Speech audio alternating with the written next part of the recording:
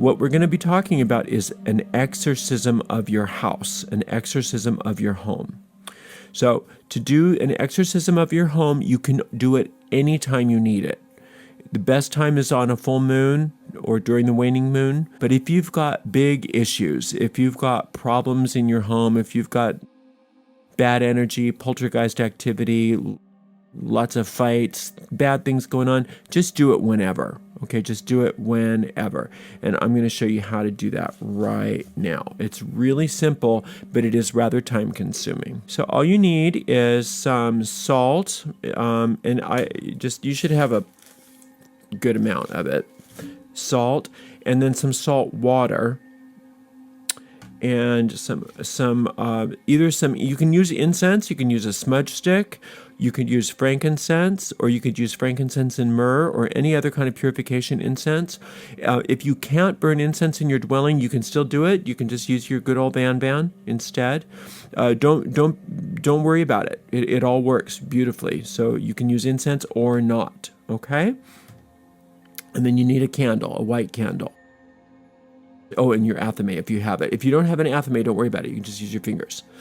This is like a clipboard. I just used it to demonstrate, but if you have a bigger tray at home, that's probably smart. Okay, so this is what you do. You got to map out your plan of attack first. So if you have multiple levels in your home, you want to start from the top and go down. You want to move through your home in a counterclockwise fashion, anti-sunwise. So you can start, if you only have a single floor, you're going to start, you can start at the front of your home and go all the way counterclockwise, all the way around your home and end back at the front of your home. If you've got more than one floor, you can do the same thing, but do the top floor and then the main floor and then the basement. However, okay, whatever, and you don't necessarily need to get up into crawl spaces and stuff like that, but just like where there's actual people dwelling, that's all that matters. So, okay, so what you do is you make sure that you make your salt water first, get your candle, and then you're going to take your tray and you're going to go one room at a time. So you set your tray down in the room, and once you start, you can't stop. Once you start this, you can't stop. Okay, so you're going to start out by chanting the God names that we know in Kabbalah. Now, you could use other divine names if you're so inclined, but these names are tried and true, so you might want to just stick with these. Okay, and you've seen the tetragrammaton Yod He Vav He, so we pronounce that Yehovah. So you have 4 God names: Yehovah, Adonai, Eheye, Agala. And I'll write all these down. Yehovah, Adonai, Eheye, Agala. Yehovah, Adonai, Eheye, Agala. Yehovah, Adonai, Eheye, Agila, over and over. Once you start chanting, you don't stop. So make sure that you might want to have a little glass of water also just for sipping, just in case, that's a lot for you, depending on how big your home is, because that's going to be a lot of chanting. Okay, so you're going to start out by going around the room, and you're going to sprinkle salt on all the floors. Okay, it doesn't have to be a ton of salt, but you're going to sprinkle salt on the floors while you're chanting in a counterclockwise manner through the first room. Then I'm going to go around that same room, chanting, sprinkling with water.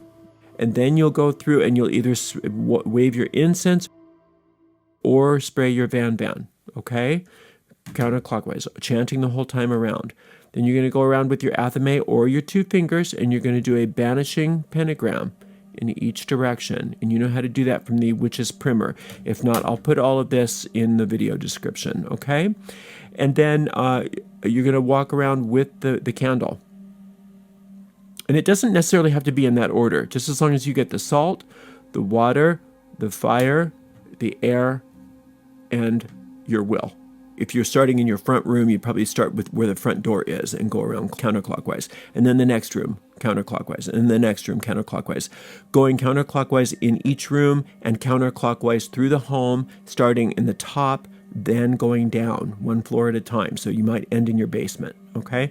So you're going to do that whole thing, and you're going to get through the whole house doing this counterclockwise. Then, after you're done with that, then you have to go through counterclockwise and sweep or clean or vacuum all that salt up. So you're going to vacuum the carpeted areas, sweep the floor areas, right? You're going to get all that salt up. You're still chanting. You're still going counterclockwise. So that's your second pass through the whole home, getting rid of all that. And you can set that by the front door, when you're done with it, because you'll take it out in a minute. You'll set all that out by the front door. And then what you're going to do is you're going to start going clockwise through the home. And this time you're going to start at the bottom and go up if there's more than one level. You're going to go clockwise through the home, and you're going to go clockwise through each room.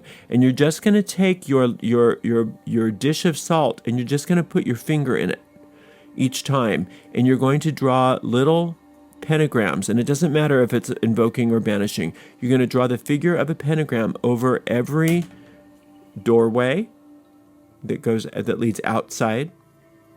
It's a good idea to get all your electrical outlets, right? Or just one over everyone, or over your electrical main if you can do that. That's great. Plumbing, if you have a main plumbing, do that. Anywhere there's entrance into your home, so over doorways, over windows, over outlets, over plumbing areas, wherever there is a portal that's coming from out to in. Now, you might want to do this over mirrors as well, and usually over mirrors. Sometimes people like to do them over certain pictures too. I haven't found that super necessary, but if you feel inclined to do that, you can. Okay, you can do that. So you're doing that clockwise. That's a little bit time consuming too, and you are still chanting, by the way. You are still chanting. Yehovah Adonai Eheye Agila over and over again while you're drawing these little pentagrams. And each time you stick your finger in the salt and you do it again. And you don't necessarily need to get salt on there, but this is just a ritual gesture of purification. Now, some people like to actually have that pentagram stay. So in which case you could use a little piece of chalk instead of sticking your finger in the salt. You could draw it with chalk. But most of us live in dwellings where we don't want little chalk pentagrams over our doorways and things like that, because it would ruin our paint job. Now, if you absolutely want to do it with the chalk, and you're more than welcome to do so, you can do it and then maybe put a picture up in front of it or something like that. But I find this works just as well as the chalk, because you're just visualizing a glowing pentagram everywhere that you place one. Okay. Once you have finished all of that, once you've done all of the pentagrams, you can stop chanting, and you can take your vacuumed up salt. I just take the vacuum cleaner, and then maybe a trash bag if you've had to sweep some up, and take it outside. Then you want to probably, again, you're done chanting, but you probably want to burn some kind of candle of a blue candle or a pink candle that represents, or a gold or something that represents joy and peace and harmony. And maybe you could, if you're into incense, you could burn some nice incense to bring those energies in. But this is all you have to do. It's time consuming, but it's not complicated. And if you do that at least once a year, you really are going to notice a huge difference. Now, if you need it, like I said, you don't worry about timing. If there's something that's really wrong, or if you have a haunting or something's really wrong, you can just take care of it. You can just take care of it like that, and by doing this ceremony. And it's very simple. It's very easy. It's very effective. I hope you've enjoyed this. I can't wait to work with you again. Until that time, much love and many blessings.